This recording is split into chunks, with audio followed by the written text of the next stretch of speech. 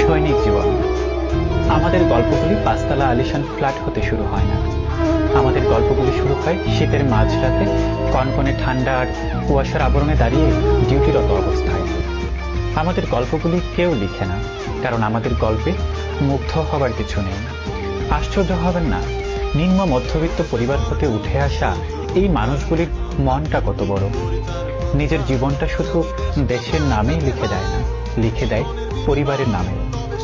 সময় দেয় দেশকে আর অর্থ দেয় পরিবারকে। এদের নিজের বলতে কিছু নেই, পরিবারের চাহিদা পূরণ করতে করতে নিজের চাহিদা ভুলে যায়। কত অজস্র মাইল পায়ে হেঁটেছে, কিন্তু 100 কদম দূরে থাকা সুখ পর্যন্ত পৌঁছাতে পারে না।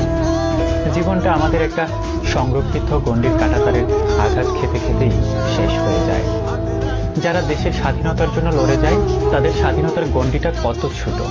ডিউটি পোস্ট হতে 5 কদম দূরে থাকা খোলা স্থানে যেতে পারে না।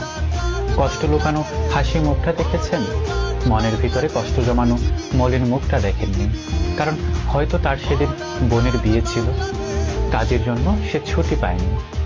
16 ডিসেম্বরে জাতীয় কুচকাওয়াজের ড্রিল দেখে মুগ্ধ হন, কিন্তু জানেন না দিন রাত 18 ঘন্টা করে তাকে নিংড়ানো হয়েছে ড্রিলের ছন্দ মেলানোর জন্য।